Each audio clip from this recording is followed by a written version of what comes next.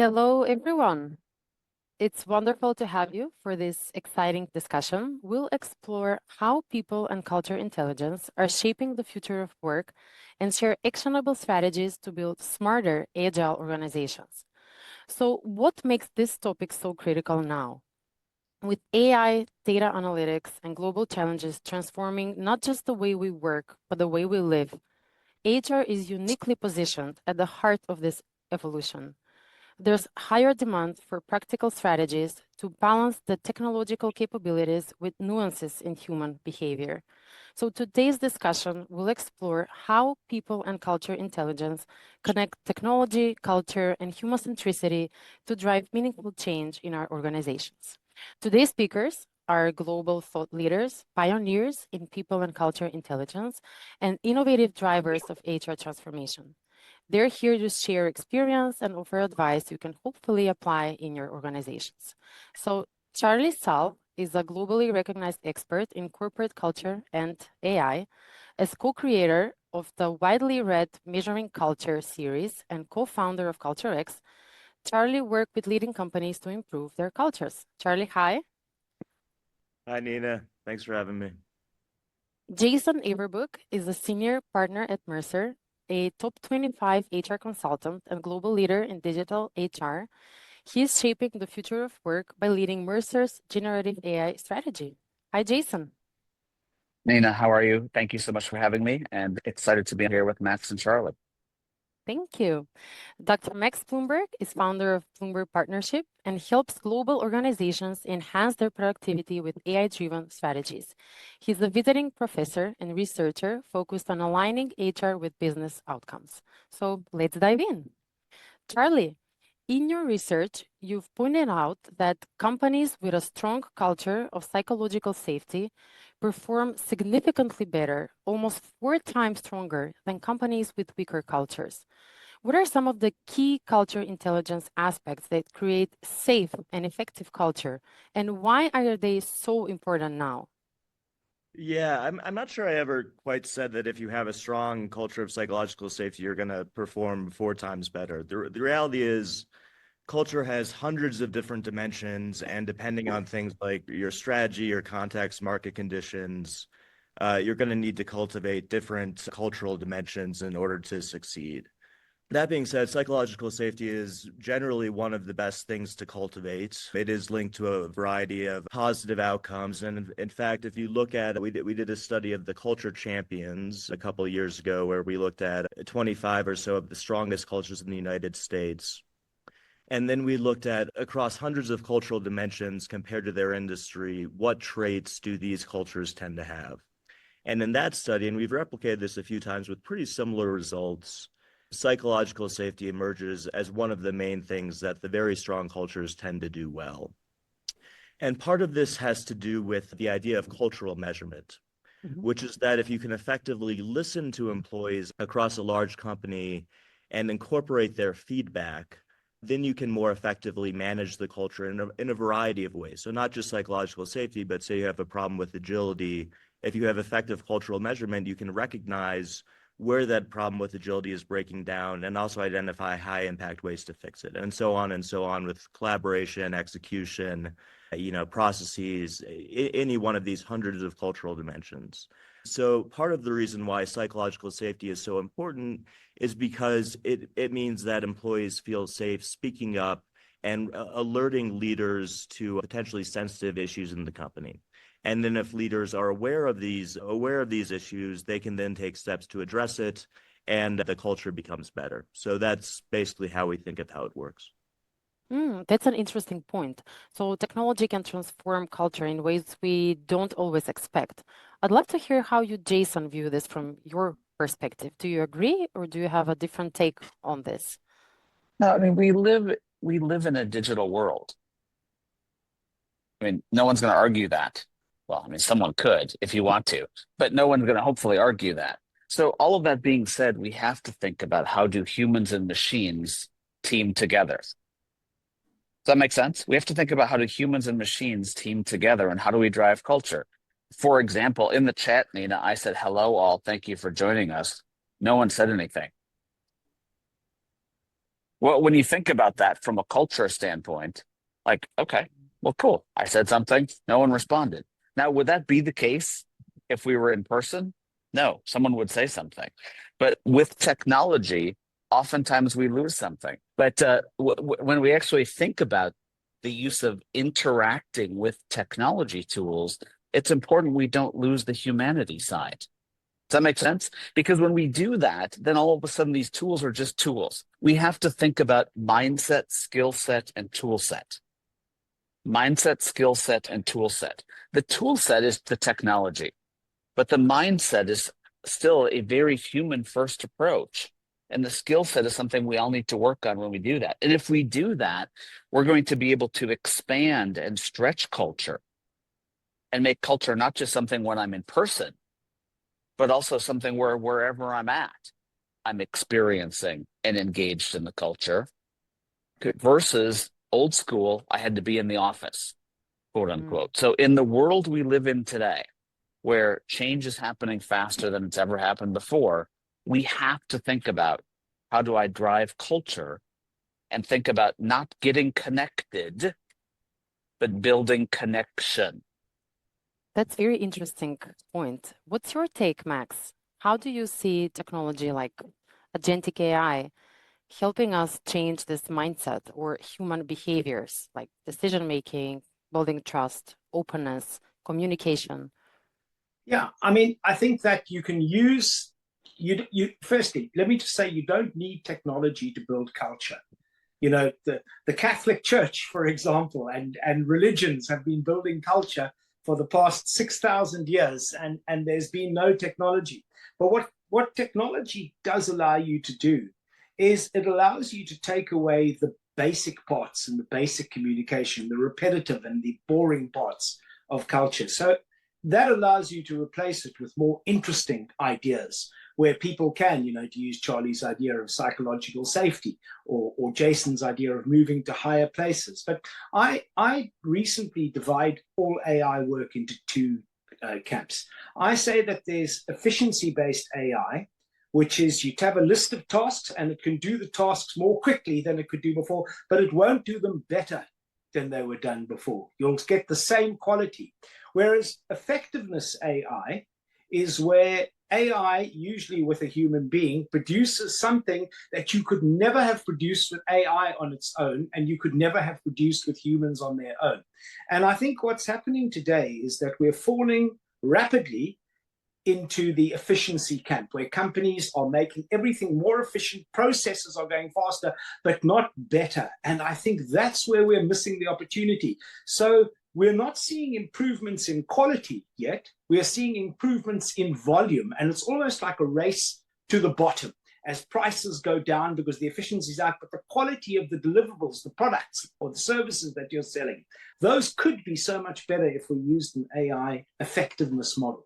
And so that's my big message in this is, of course, we must use AI for efficiency, but be very sure that you're also using it to do new things, innovative things in a cultural context that you could never do before without the enhancement or the augmentation of AI. Very interesting. Now, Jason, building on what Max has just said, Gartner predicts that in just 3 years, this agentic AI will autonomously make 15% of our work decisions. And in one of your posts that I saw online, you've emphasized the importance of digital habits in HR tech. So how can managers create data-driven frameworks to align with company goals while preparing for this big shift? Wow, that is a big question. But really quickly, let's, if you don't mind, let's take the technology aside for a second. And let's start with the manager alignment to business goals. Okay. You know, managers should be always focused on how do we align to what my functional goals are and then what my corporate objectives are or organizational objectives, depending on the type of organization you're at. That's not rocket science. That's been around forever. Okay. Now, when it comes to technology, what technology can do is enable those alignments, can empower those alignments, can strengthen and embolden those connections, can keep us up to date on how we're doing, checking with how people are. Like I like to start every one of my team calls of 1,000 people with "How are you? Green, yellow, red." Now that's not a really fancy scorecard, Nita. That's green, yellow, red. I feel great today. I'm so-so. I'm not so good. Just by checking in with people, that opens them up, okay, to then get into the context of how am I aligning to those overall goals. Now, when we talk about agentic AI, all that's going to do, and I don't all is a I'm not minimizing it, but what it's going to do is it's going to allow us to focus on work, not on how to do the work. That makes sense. It's going to focus on what work, not the how to do the work. So many of us go to training classes on how to use technology. So many of us struggle with how to find stuff on the internet or portal, which sometimes I call a link farm. So many people struggle with how to understand, like, how do I use this procurement system? If anyone has ever shopped on Amazon, you work in procurement. But guess what? It was a procurement tool designed for you instead of a procurement tool designed for the business. So what agentic AI is going to do is going to take away our having to focus on learning the tech, but allowing us to focus on doing the work that's the most meaningful to us, and then along those lines, building the culture that supports that work. That's very powerful. And The who do last you thing I'm going see? to say, Nina, just around that really quickly, is that moving to AI and agentic AI isn't going to automatically drive culture. Of course. Okay. In fact, it's more than likely going to turn off culture. Okay. So as Max said, you don't need technology to build culture. You shouldn't use technology to build culture. You should use technology to enable and empower culture. That's very powerful and such a strong point. Max, do you think the same could work in various settings or context people, or would you suggest an alternative strategy depending on the people who are being impacted by this change? Yeah, I think it boils down to the fact that if you're building a culture in an organization, I'm obviously completely with Jason, and also I think the point that Charlie made. I think if you're going to build a culture, it's really helpful to know where you want to go with that culture. That's where a tool like Semos Cloud would come into it, for example, is that you can't build with technology, but you can use it to aid the building. So what I do I think in virtually every people project that I do, it's always a question of defining what do we want, where do we want to be, where are we now, and how do we get from here to there. Now, in the old days, we might have taken the data and said, well, we want more innovation, we want a greater sense of safety, we want more commercial thinking as part of our culture. And then we would have said, well, how do we measure those? And we would have done some sort of a measurement exercise. Then we would have said, that's where we want to be. This is where we are now. How do we go through it? With technology and AI in particular, it allows you to start measuring those and then to use them as predictors to say, well, what is the effect on important outcomes? The 4 outcomes I generally look at in terms of capabilities are innovation, customer growth, the quality of our goods and services, and productivity. Those are the 4. And if you get those right, then you get the financial outcomes from there. So in my model, you, as an organization, you manually need to define what is the culture we want. No machine can tell you, that at Accenture, this is the culture that you should have. The culture has got to reflect the leadership, and indeed, I think these guys would probably tell us, the total sum of everybody in the organization. And if it's a bad culture, you've got systemic problems, because then you need to change the system. And that is a big 3 or 4 year, 5 year transformation, even longer sometimes. So I think technology is an enabler of that process by allowing you to collect the data that you need, but where you want to go needs to be defined by humans. And I think you're in big trouble if an AI says this is the culture that you need to have by 2030. I don't think that's going to end well, personally. So I think Charlie here has a lot to say on this topic. What I'm hearing from you is that we should use the predictors, like you say, innovation, growth, quality, productivity, right? And technology being an enabler. Charlie, what's your take on this? What do you see as the biggest opportunity for managers today?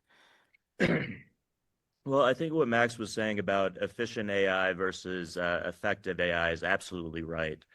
And one of the most innovative use cases for AI in the realm of culture and HR is cultural measurement. So right now, the existing state of cultural measurement for most companies is changing a little bit, of course.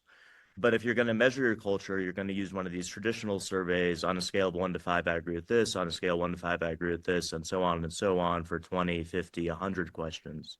And for reasons I'm happy to go into, this is too blunt of an instrument to effectively measure culture, okay? This was developed in 1932.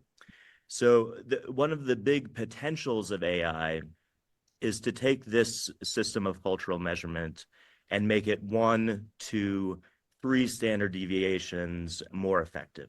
So you can get really good, really sophisticated answers to questions, both like, what is my culture? So across a big company, how do we benchmark externally? Where are the pockets of excellence? Where are the pockets of challenge? What's driving different dimensions of the culture? How is the culture changing over time?